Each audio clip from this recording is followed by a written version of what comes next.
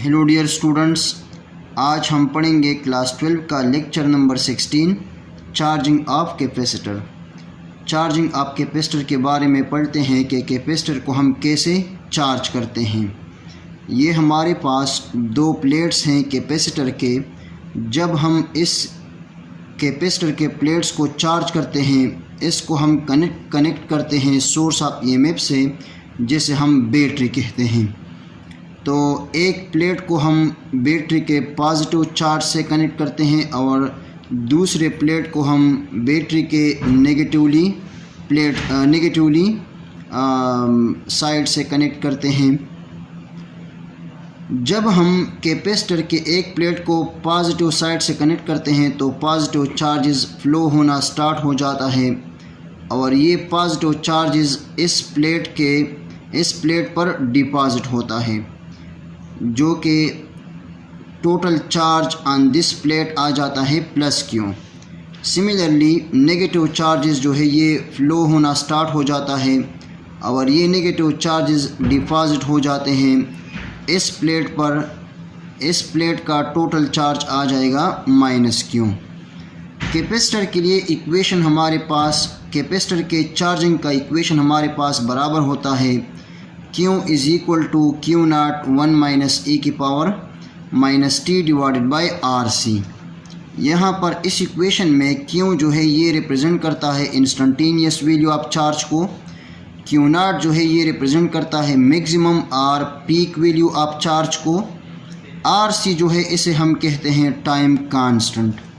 Time constant को हम इस तरह डिफ़ाइन करते हैं कि the time in which capacitor charge up to 63.2% is called time constant. The time in which capacitor charge up to 63.2% is called time constant. यानी वो टाइम जिसमें कैपेसिटर 63.2% चार्ज हो जाता है उस टाइम को हम कहते हैं time constant.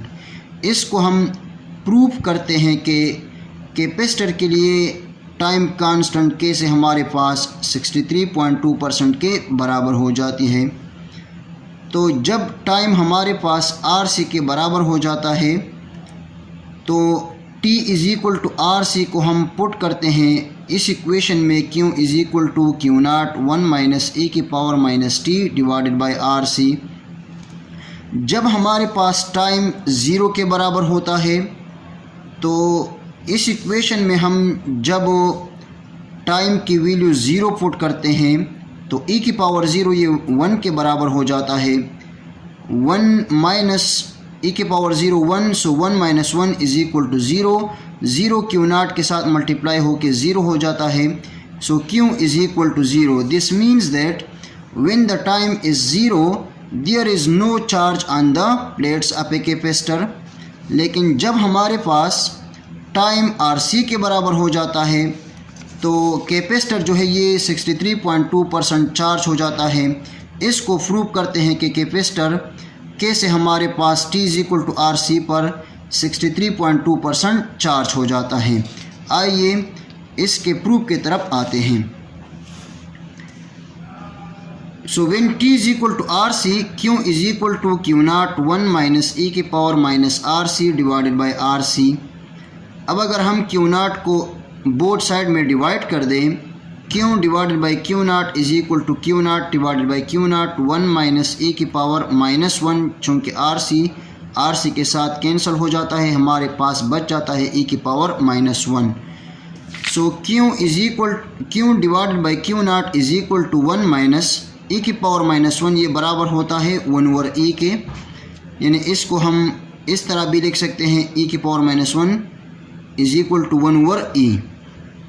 So Q divided by Q naught is equal to 1 minus 1 divided by 2.714।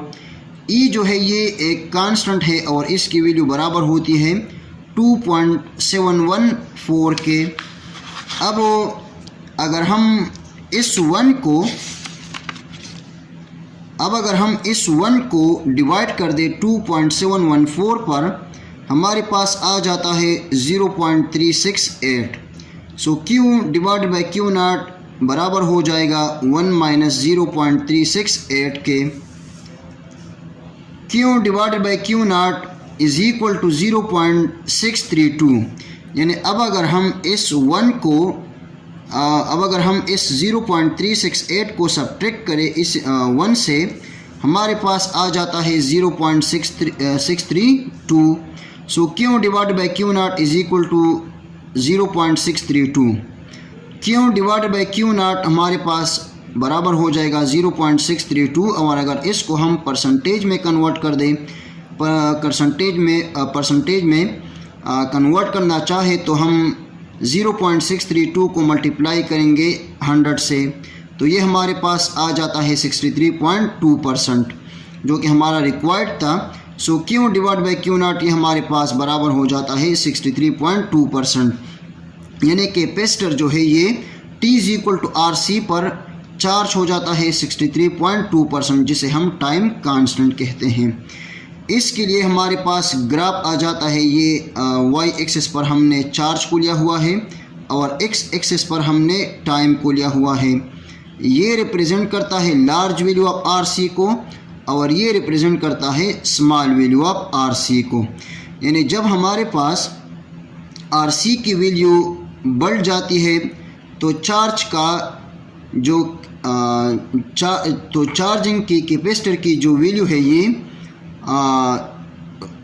ये जो है डिक्रीज हो जाती है, तो ये रिप्रेजेंट करता है स्मॉल वैल्यू ऑफ RC को, और इस तरह ये रिप्रेजेंट करता है लार्ज वैल्यू ऑफ RC को। Thank you very much and all the very best of luck.